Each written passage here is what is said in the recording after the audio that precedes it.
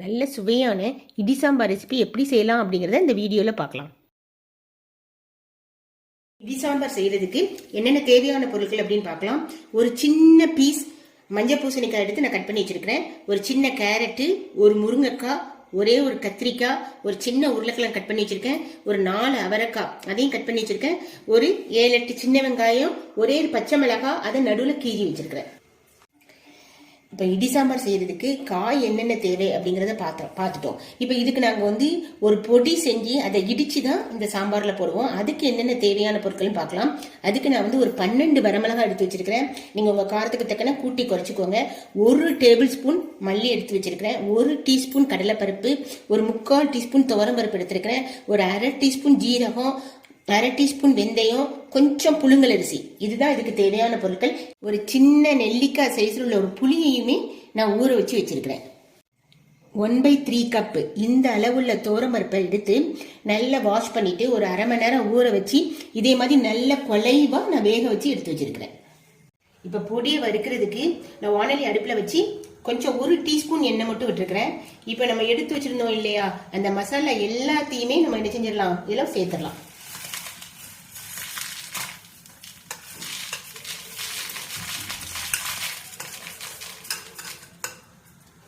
சேர்த்துட்டு அடுப்பை மீடியம் ஃப்ளேம்ல வச்சு நீங்க வறுத்தெடுக்கணும்.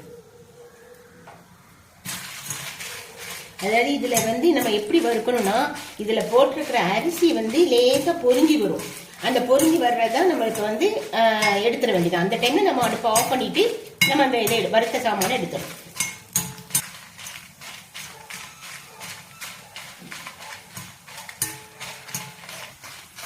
அந்த காலத்துலாம் இதே மாதிரி வறுத்து என்ன செய்வாங்கன்னா, அந்த குத்துவரல்ல நல்ல இடிச்சு அதை சாம்பார் வைப்பாங்க. அதனாலதான் இந்த சாம்பாருக்கு இடி சாம்பார்னே பேரு. ஆனா இப்ப நம்ம இதை என்ன பண்றோம்னா, மிக்சியில சேர்த்து ஒரு பொடி பொடிச்சுக்கிறோம். இப்ப பாருங்க, இந்த உள்ள அரிசி, இந்த அரிசி பாருங்க கொஞ்சம் நல்ல வறுபட ஆரம்பிச்சிச்சு இல்லையா, நல்ல வறுத்துச்சு.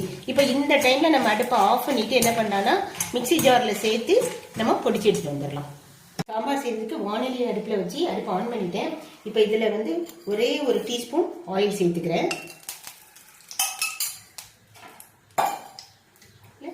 ஃபர்ஸ்ட் முதல்ல வெங்காயம், பச்சை மிளகாய் இதை சேர்க்கிறேன். இதுல பச்சை மிளகாய் லேசா வதங்கட்டும். மிளகாய் வதங்கிச்சு. இப்ப நம்ம எல்லா காயுமே சேர்த்துடலாம். உருளைக்கிழங்கு, அவரைக்காய், முருங்கைக்காய், கேரட், மஞ்சள் பூசணிக்காய்,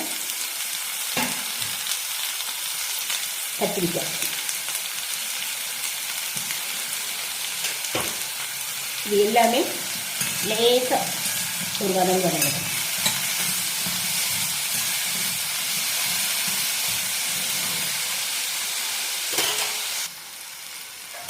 காய் லேசா ஒரு வதங்கினோடனே நான் எடுத்து வச்சிருந்த புளியை நான் கரைச்சி வச்சிருக்கிறேன். அதை இதுல சேர்த்துக்கலாம். சேர்த்துட்டு ஒரு 1/2 டீஸ்பூன் மஞ்சள் பொடி,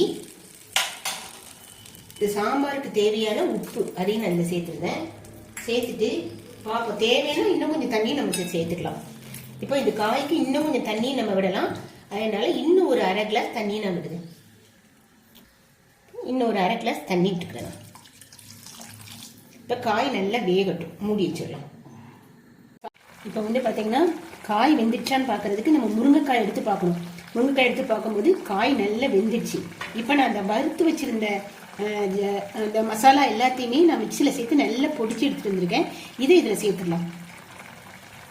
சேர்த்து நல்ல ஒரு கிளறிடலாம்.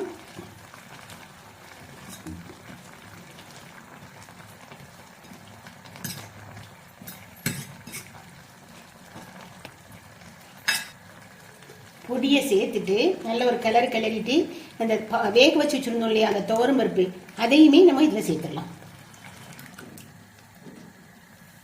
சேர்த்துட்டு கொஞ்சம் அந்த மிக்சி ஜார்லாம் நான் அலசி வச்சிருக்க தண்ணியை சேர்த்துருந்தேன். சேர்த்துட்டு கிளறி பார்ப்போம். பார்த்துட்டு தேவைன்னா நம்ம இன்னும் கொஞ்சம் தண்ணியும் சேர்த்துக்கலாம்.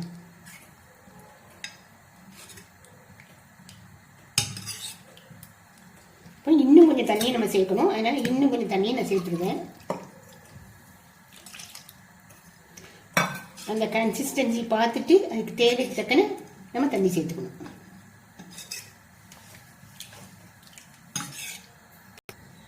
பருப்பு சேர்த்துட்டு நம்ம அதுக்கு தேவையான காயமும் சேர்த்துடலாம்.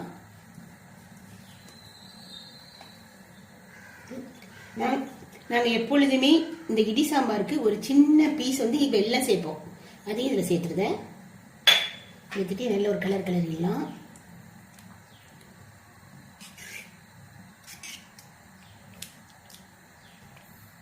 இப்போ இந்த மாதிரி ஒரு கொதி வந்துடுச்சு.